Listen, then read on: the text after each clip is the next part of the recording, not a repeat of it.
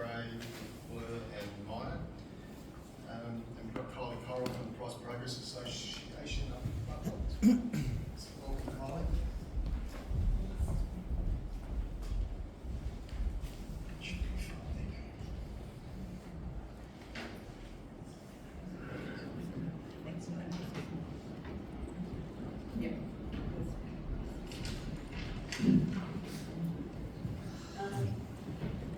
Thanks tonight for inviting me to come along to represent the Price Progress, which I'm a committee member of.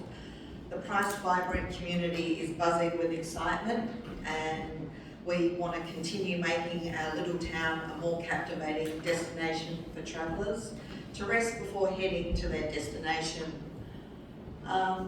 With an incredible surge of local talent and community spirit, Price is starting to pop. We believe our central hub, which the mural, the Osprey mural, the newly opened collective museum, holds the key to drawing more visitors and encouraging them to linger before exploring the rest of the Yorke Peninsula. We're eager to discuss how an open space grant or something similar could help us transform this vision into a vibrant reality and make Price an unmissable stop for Walk the Yorke and the YP Art Trail. I have missed one slide. If we could just hold on this one for a moment. I just want to explain that we believe encouraging a public art strategy to include installations on a locally themed public art sculpture would definitely benefit the town, including community art, temporary exhibitions, and to activate space. Our community is to improve the living environment of all the community. Our vision is for a vibrant, inclusive, connective community that is supporting the natural habitat of our environment. And as you've probably heard, we've opened up a collective 557 museum which has history, but we've also allowed free internet for our community. We're having a lot of the older age set people come in asking for My Aged Care to be signed up. We're looking for some funding to try and get someone permanently to come and help with some technology. Optimising activity, we've certainly done that with the nature play. We're seeing that area being used more and more. We have a community calendar which is filled with different events happening with the tractor pull, the Easter Crab Fest, nature studios to do with the Osprey. We've also connected with some amazing skilled people that are giving in kind, so we are actually an affordable situation of being able to give concept plans. We've networked with a young girl, Victoria Smart, that in kind has given us concept plans, and our major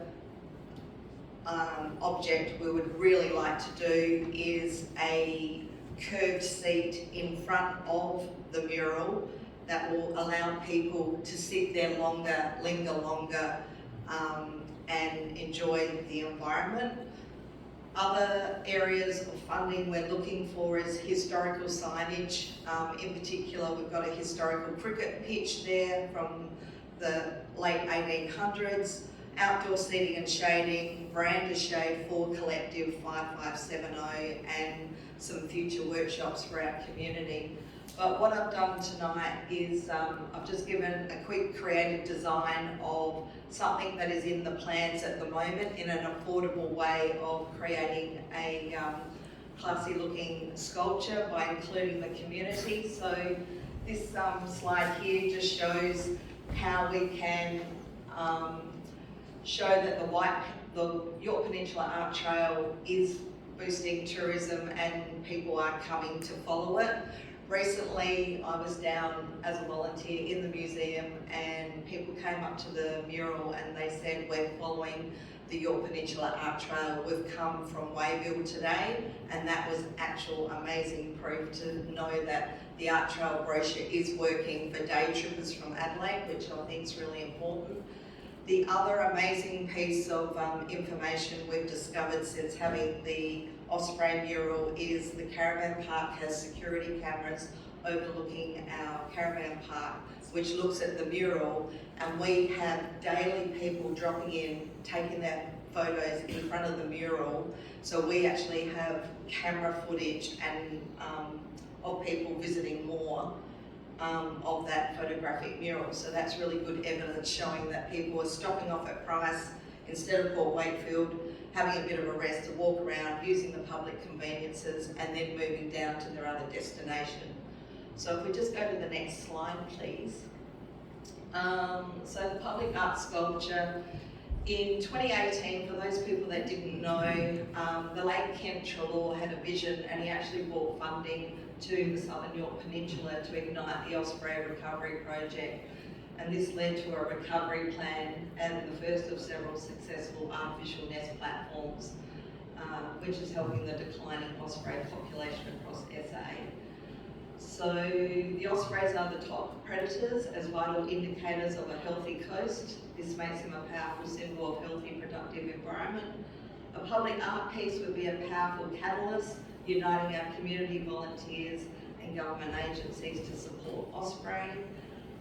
This art would not only celebrate a key species, but would also promote vital conservation, highlighting the need for natural nest alternatives.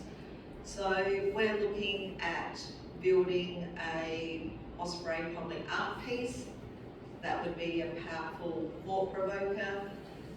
We have made connection with a local engineer who is happy to give in kind a fair bit of time towards that, so it would be an affordable project for our small town. So yeah, the next slide, thanks. So this is what we're looking at. It's a concept from Canberra that a local person brought to our committee and said that they thought that this would be a good concept. It would match Federation Park with the kangaroo and the emu.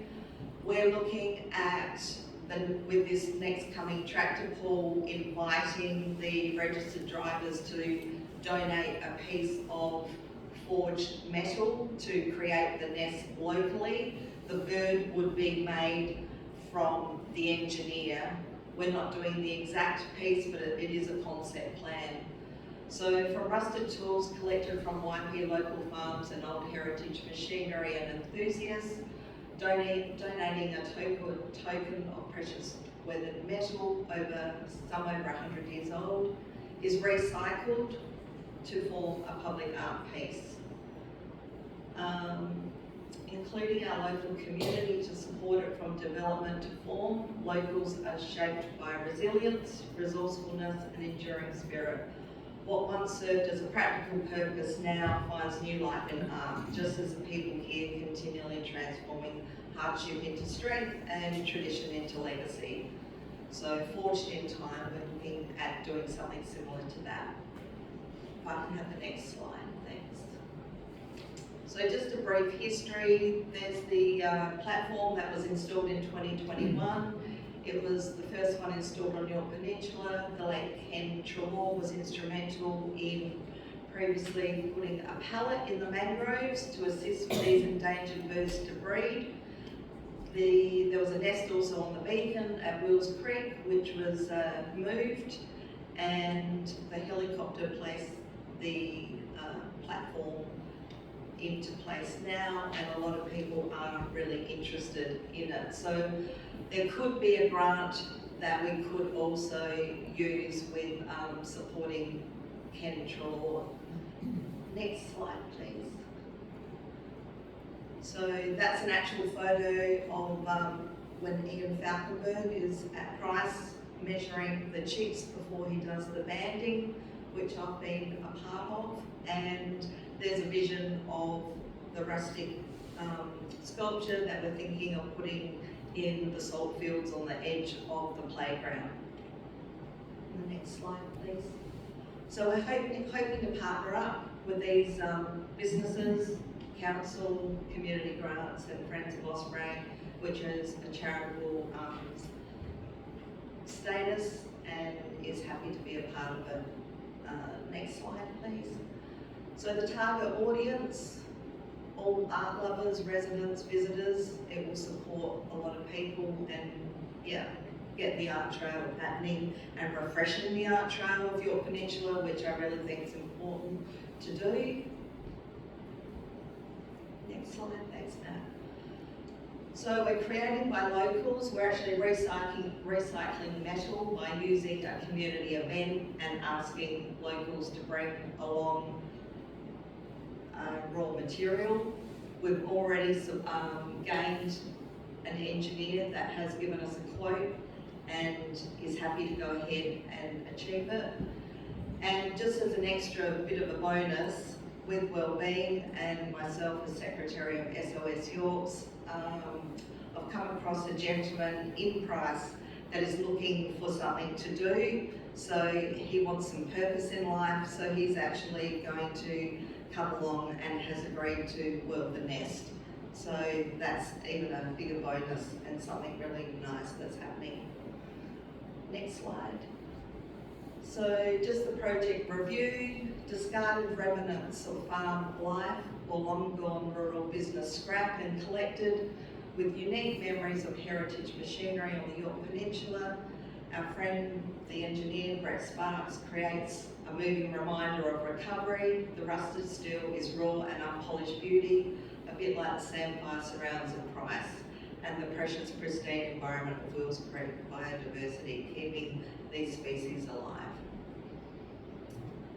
So just a reference, Connie Mason, she's a farmer at Minolta. She actually came to us with this idea and said that with Max Wall creating the Kangaroo and Emu Federation Corner, it would add to the region. So there's a reference for us. And just the timeline at the moment,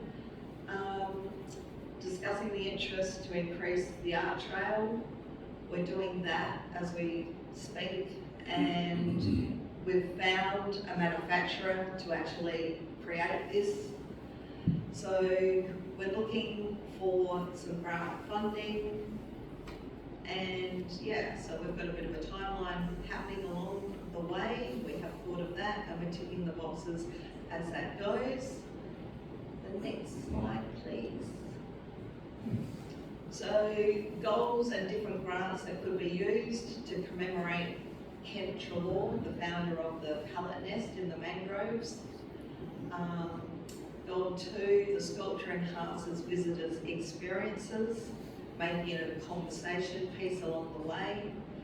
And goal 3 is the impact on the community in increasing visitors to stay and learn from all the York and to visit our museum hub, and a historical message of machinery relics of how it creates raptor nests, and talk about the osprey.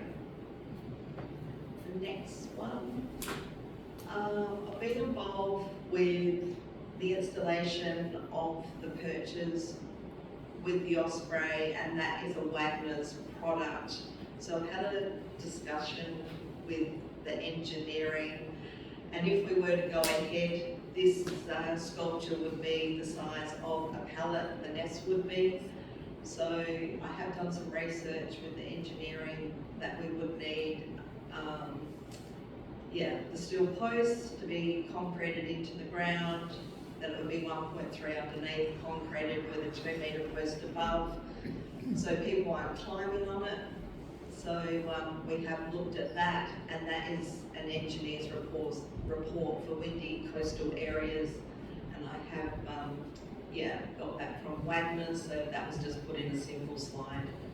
So just the next one. So that's the presentation. So thanks for listening to that, and I hope that if there are any grants that we aren't available to apply for, if we can be a part of the next future open space grant to increase the YP art trail.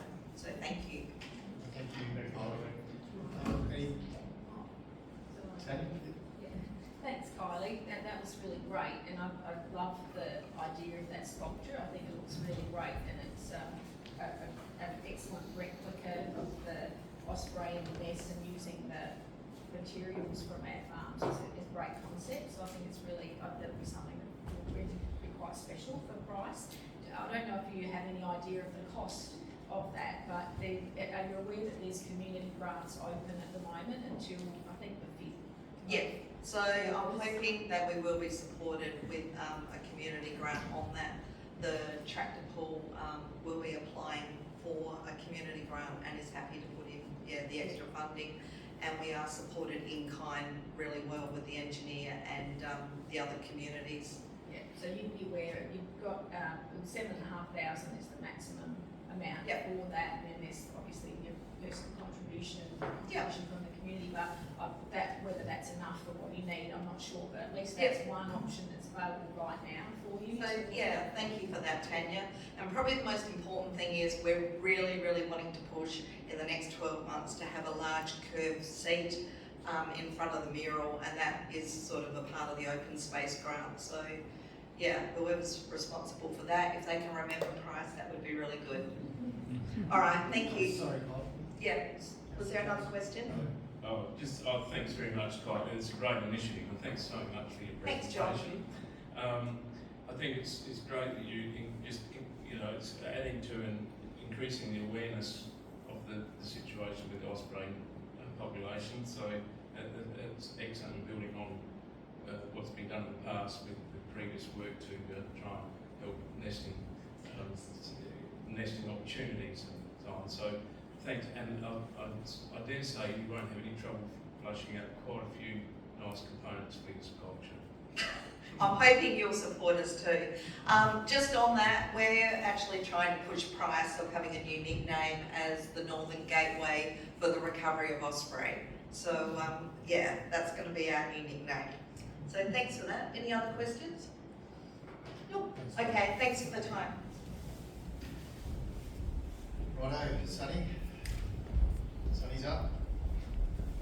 I won't mention the spelling mistake for your first slide.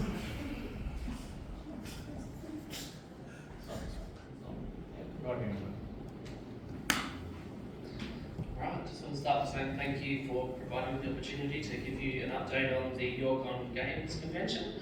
So I'll walk you through the purpose of the event, the key changes, and how planning is progressing.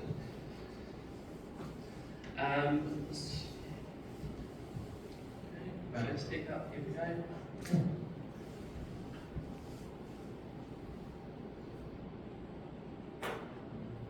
Okay, cool. So what is York On? So put simply, York On is a celebration of gaming and pop culture.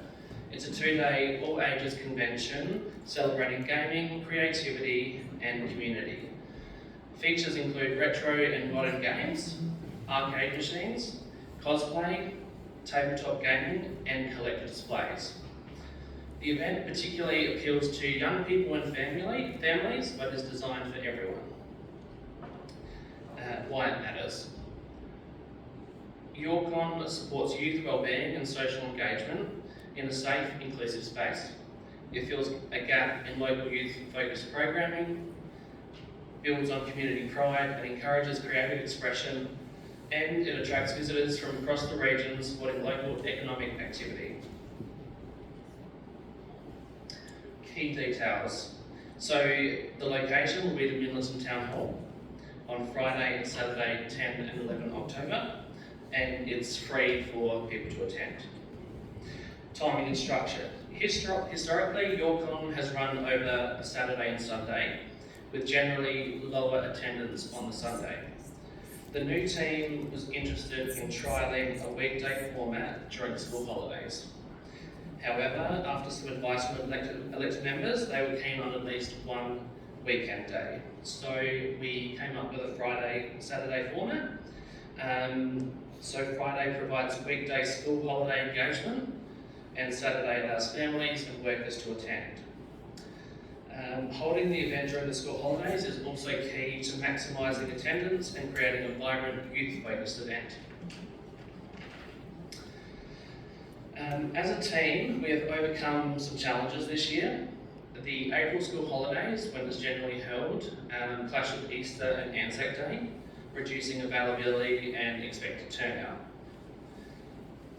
The July school holidays clashed with AVCON's major event, so all of the partners were not able to attend. So this meant that October school holidays was the next viable option. However, using the Maitland Town Hall, which is where it's normally held, proved a challenge due to dress rehearsals for the Maitland Music and Arts Group. So this is why the Midleton Town Hall has been chosen instead. It's a venue that has been used for YorkCon in the past, and some of the benefits of using this town hall: a more central location for our residents, existing internet infrastructure, and some opportunities to activate some unused spaces upstairs. The team will then kind of review how it goes here and potentially could hold it in the Midleton Town Hall in the future. What's involved? So we've heard back from previous partners. We've confirmed AVCON, Cold Creature Art, Dickinson's Amusements, One More Page, Copper Coast Tabletop Gamers, Retrospect, and Little Adventurers who do the cardboard creations.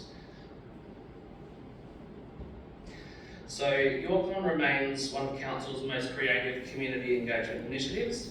It strengthens youth connection and encourages safe and social interaction. We appreciate your support in promoting the event and hope you can all attend over the 2 days. Thank you for your time. Awesome. Thanks. Any questions? Thank you. Scott, great. Nick. So just an update now on the alcohol bloom following the public meeting in Port Vincent. And a bit more information since the agenda went out on Friday. Yeah, thanks very much. Thanks for having me along. Clearly, half of the bloom is going to have a big impact on our community. It's already being felt in some ways, but moving forward, as we look towards summer and the tourist season, we need to do what we can to try and make sure that the peninsula can remain prosperous through that. We're going to give these a go. There we go. So the current state of play in terms of the impacts of the algal bloom, as far as we know with the science, it's covering the entire east coast in Gulf St Vincent. Fishermen we've spoken to are reporting, they would usually catch 70 fish in one hit, and it might be 2 if they're lucky, no squid at all. So not too good at all. The west coast is not supposed to be impacted as badly because it's actually more saline and saltier up in the top of Spencer Gulf, but we are getting several reports of a lot of cuttlefish washing up and some other things that aren't too nice either.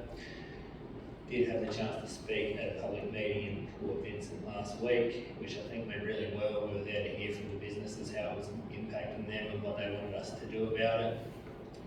Even though sort of the feds have all the money and the state government are in charge of those waters, council certainly has an important role to play, but we wanted that to help inform our advocacy. It's no good me trying to make things up or anyone in council about the impacts. We needed to hear from them firsthand.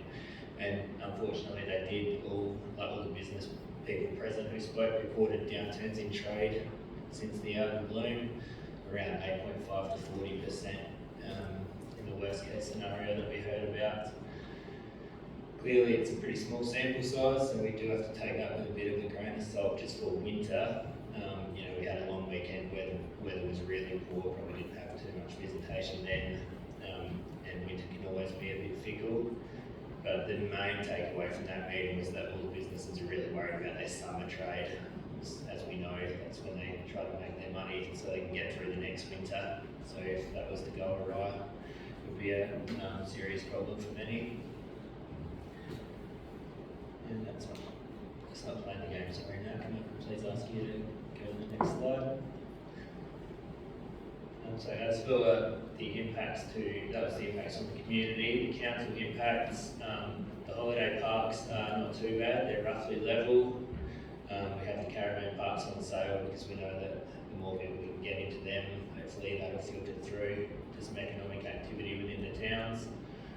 July school holidays, aside from Marion Bay, which was up, Yorktown was level, and then everywhere else was down, but not significantly.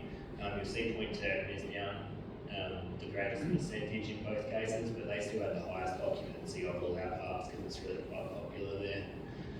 So far from dire straits in terms of that one. Oh, there we go. Sorry, I'll just go back to bush camping so this is working for me now. Bush camping is not as strong. We're down about 60% since the algal bloom was first noted on York Peninsula, or off the coast of York Peninsula. I will note I updated this slide since you may have seen it yesterday, just because we got the correct stats for July, because we did have some outdated stats for July. We've had 419 nights booked versus 898 for July last year. So yet again, there are other factors that we need to consider, including that Burners Beach is currently unavailable because a couple of the big storms have really badly impacted the main road into Burners Beach, and that's probably our most popular campground. We can get 40 campers a night when it's up and running. So that's certainly not helping, but either way, it's a notable impact for council. So we haven't been sitting on our hands just letting this happen to us and to our community. Been in lots of meetings, as it says there, directly with businesses, community like progress associations, speaking to stakeholders, RDA, the Tourism Industry Council, SATC, and then execs and ministers and MPs at state and federal level. As a result of the Port Vincent meeting, we put all of the concerns raised by the business people into a formal letter, which was signed by Andrew and Richard and sent off to a sort of list of key people at those higher levels of government. And we know for a fact that that's been shared with the Department of the Premier, as well as the algal bloom task force chairs, which is something happening that I'll go into just in a moment. There was also a call for more scientific information, so I stood up in front of everyone and was quite open that I'm not the person to be answering those questions, and we wanted to hear about the business impacts, but we've responded quite quickly, and we have a science-based information session happening just next door here in the main hall tomorrow night. At last count, we had almost 160 RSVPs for that, so it's going to be a busy and packed town hall tomorrow night. We've got Faith Coleman, who's essentially the preeminent scientist in this area, coming to answer all those questions and explain a bit about what's really happening in our gulfs. We also have Anita Metasico, who some people might remember. She led the Windara Reef project. Oysters naturally filter the ocean, essentially clean it. If we had enough oysters out there, apparently my understanding is they could sort out the algal bloom by themselves, but we don't have enough at the moment. Sharing communications, the state government has now wisely put all of that into one website instead of having a bit of PERS, a bit of Dew and everywhere else. So we're sharing their information through our web channels and our social media. It's no good us copying and pasting what they're saying because it gets updated every hour or two. We have a citizen science project in development, which like I said, it is in development, it hasn't been all confirmed yet, but the idea would be that we get half a dozen volunteers from all different parts of the peninsula and teach them how to test our waters so that we have up-to-date information. And we have microscopes available, they know how to do that, and Faith will teach them. Faith Coleman is coming tomorrow. And lots of efforts just to try to keep visitation up, particularly as we move into the warmer months, putting our accommodation on sale, trying to keep it positive with the marketing. I said to the crowd at Port Vincent, even though there's no fish here, you're telling us, it's only not that far to drive across the other side, so you can still stay here and enjoy towns like Port Vincent, Stansbury, Innsbruck, Ardross, and you can still enjoy fishing on the other side. Well, there's plenty to do if you're not a fisher or you don't want to go swimming.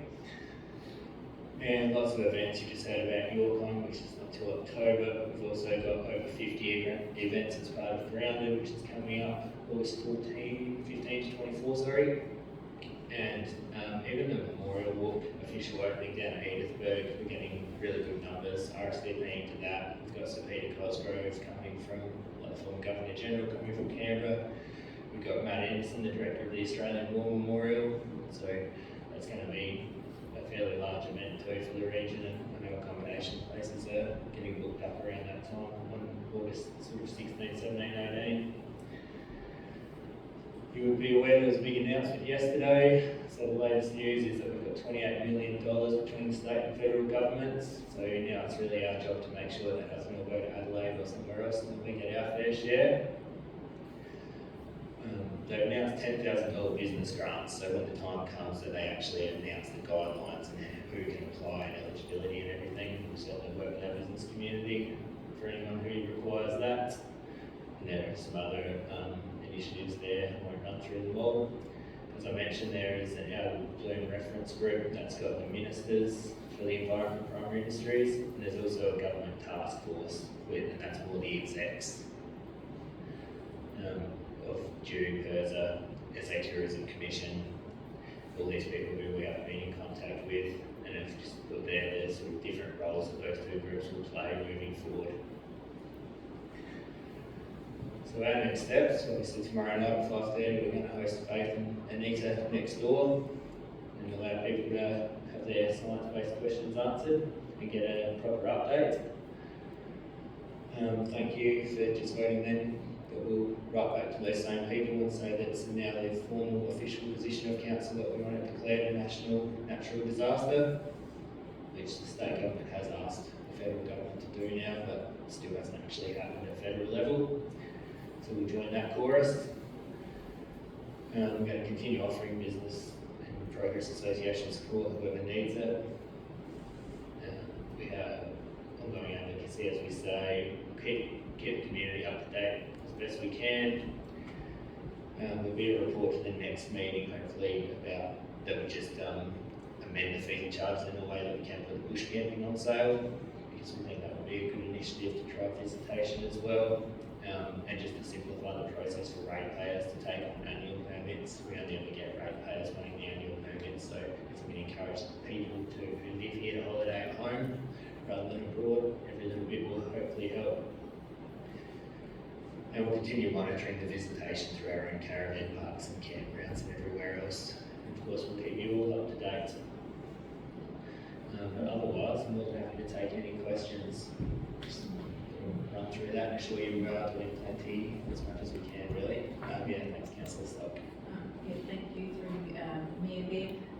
Yeah, thanks Nick for all of your work, and I know that you had a big job ahead of you at the previous week's meeting at Port Gibson. You did an excellent job there, so thank you for your representation of council at that meeting and your professionalism and being able to think on your feet and do an excellent presentation. So we really appreciate that. Just to let you know also, I went to a Port Vic progress meeting last night and they did report hundreds of dead cuttlefish along their stretch of beach between Port Vic and Rifle Butts. So quite a lot along that west coast we are seeing some effects of this, but it's obviously different species that it might be affecting maybe, I don't know, but the experts will be able to give us more information about that. Thank you, yeah, that's why we're bringing them over, but yeah, I spoke to Wendy Brosnahan briefly today about that as well, so it's not good, and that's one reason that I was very hesitant to get into the science last week at Port Vincent, because it's not my area of expertise, and I've heard from Faith speak, and she was sort of the person who said that side shouldn't be too badly affected, but aware that we're already seeing some critters wash up, unfortunately, so didn't want to speak out of turn. Just one thing, which it was actually a question I had for the budget, but I can now put it through this forum anyway, because I missed it. But because you've highlighted that we're expecting a downturn, or we've already seen a downturn in our bush camping particularly, and we don't really know what the impacts will be going forward. And I guess this has only just come upon us in the last few weeks, and we haven't really had a chance to look at the impacts in terms of our budget. But and I suppose this is a bit of a question on the hop to Dan. Have we factored in the downturn of business in our either caravan parks and bush camping? Yeah, I can throw it down, but I do know that the bush camping projected income is significantly lower than what the actual income from last financial year was. Dan, you might be able to add to that. I think there's some thread there. There's some scope for, so there's conservativeness in the way we budget certain items as well. But what we'll have to do is monitor through quarterly budget reviews. So I'll be relying on data from Nick and his team and seeing the dollars come in as well. So a bit of projection and then a bit of what's happening. We'll just have to move from quarter to quarter to see what that impact is. Nick being aware of it and as budget's sitting under him, I'm sure cost control, some of the costs in running parks and things like that are variable based on the numbers and others are fixed. So it's just controlling those costs and monitoring the income coming in. So quarter by quarter, we'll bring that through QBRs and if, if need be through a several council, I imagine. Plan A is very much to keep people coming in. See how we go with that. Thanks, Roger. Oh, thanks very much, Nick, for your presentation and the enormous amount of work you put towards this. I'd like to commend the Port Vincent Progress Association for the initiative for last Wednesday's public meeting. I think it was a fantastic meeting. I was able to attend and it's really got the ball rolling and it got a lot of press coverage.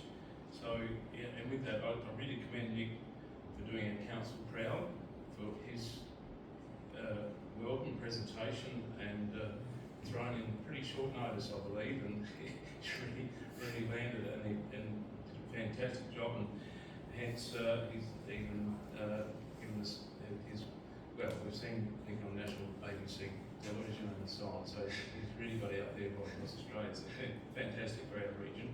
I think the next action since has been really getting stuck into it. It's fantastic. We can present it tonight, but tomorrow night's meeting is going to be testament to your efforts and your team's efforts that work with you. So thanks very much, Nick. That's very kind, mate. Thank you for saying that, and certainly take this opportunity to acknowledge Brooke Lever, who was there looking me up on the night as well, Letitia Downelm and exec, and everyone's done quite a bit of work toward this the past couple of weeks. So we're getting some good results, so we want to keep it up. Thanks, Steve. Thank you. Well done. Okay, do we have any